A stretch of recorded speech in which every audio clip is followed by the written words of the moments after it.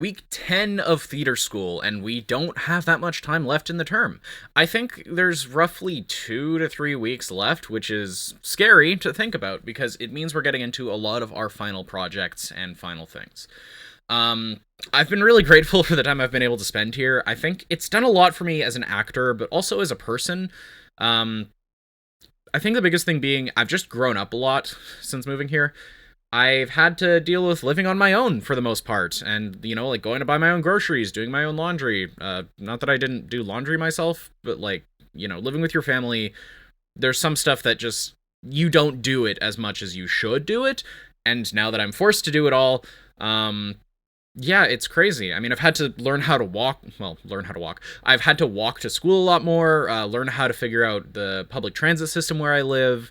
Um, and just get to know a bunch of really cool and awesome people who've taught me so much, who've been great friends, really great support when I've gone through some struggles, and people who appreciate me for who I am and what I do. And I have all that back home. Don't get me wrong, but it's always nice to have more people in your circle that care about you and are willing to embrace and engage you where you are at and help you get to where you can be.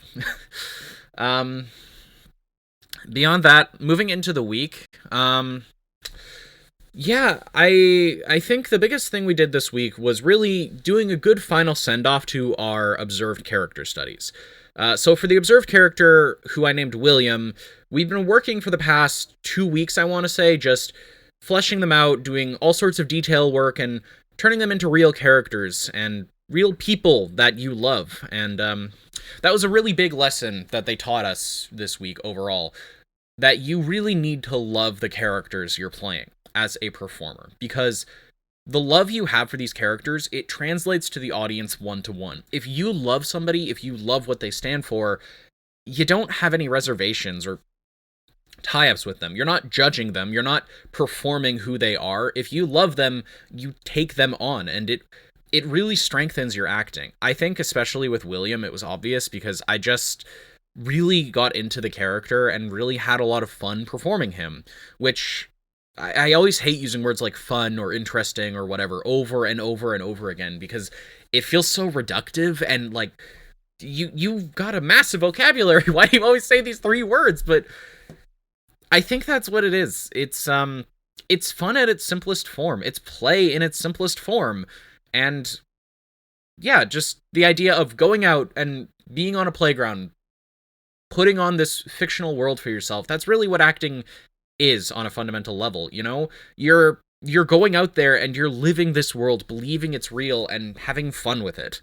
And you don't worry about anything while doing it. So getting a good final send off to them, it was nice. We also had our opposite character this week. I think it's coming along decently so far. I've still got room to grow on it, but even just Thursday to Friday, I feel like I have a way more developed sense of who this character that I named Zayla is and what they're all about, and more importantly, how they are different from me. I don't really want to demonstrate it because it's classwork and that feels a bit weird to do on the internet despite everything. Maybe it'll pop out someday in a video that I make. Hopefully it will. Honestly, I find Zayla to be very entertaining. And he's just absolutely bonkers and I love him for it. Just no thoughts about whether or not what he's doing is correct or right. Just full confidence, fully believes everything he says and everything he stands for. And it's a very big departure from myself, who has a tendency to second guess. So I'm grateful that we were given an opportunity to explore what our opposites would be. Beyond that, things are just getting into the final phases. We're not quite getting our finals for everything yet, because our finals for acting are being delivered to us next week, but we've got our mime final, which is essentially a 3-minute piece that you have to create using any type of backing music and any of the mime skills we've learned. So I've got a song in mind, I've got a scene in mind, I need to start practicing it because I think it's presented not next Friday, but the one after, and I'm not really ready for that yet. We're doing our choir final next week, which is also absolutely crazy to think about, and I volunteered myself to do speaking for that, so I'll be introducing our final song. We're putting the final touches on our jazz performance, and that's also being presented on, I think it's the 15th of April, which my dad is like coming out to go see, which is I'm so grateful for that, because it's really like that's insane. He lives so far away, and the fact that he's coming out here to see an hour-long performance that I do, flying out for the day, is just, I really appreciate that. And it means so much to me that he is willing to do that. I am also really grateful to my family in general, just being willing to support me being here and live out my dream. And it's a really great feeling, I guess. It's weird for me to think that I have this much to say about the week, or maybe it's just where I'm at generally, because honestly, I feel this hasn't been super related to what I've done at school, but that's mainly because I don't have anything specifically that I want to talk about.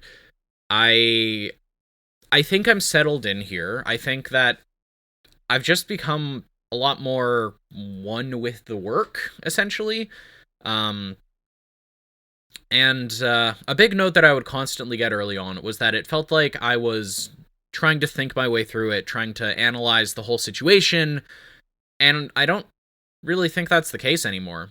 There are still times where I feel like self-confidence issues. There's still times when I wonder about, oh, is this a good idea? Is this right or is this wrong? But it's a lot less prevalent, and it's not dictating what I do as much. It's still there. It's never really gonna fully go away, but the part of me that's doubting myself, the part of me that is worried about stuff, is a lot quieter than it ever was. And I really owe a lot of people for that. So if there's a big takeaway from the week, I never use this hand because it's always stuck under my microphone. If there's a big takeaway from the week, it's probably this. I have a lot of really great people in my life, whether that's here or back home or wherever, and they mean a lot to me and have done so much for me, especially here, and just their willingness to engage, their willingness to help me and do whatever they can to see me grow and succeed, and I appreciate it so much. So for you guys, I encourage you to do the same, and in a more general note, if you ever have anything creative that you want to do, or, you know, like you make videos yourself, you act, you do anything, you make art, music, whatever, I'd love to see it. I'd love to see and hear it, and I'd love to be a person who's willing to support you guys too. So, in a very real sense, thank you for watching and supporting me, and I hope that someday I can do the same for you.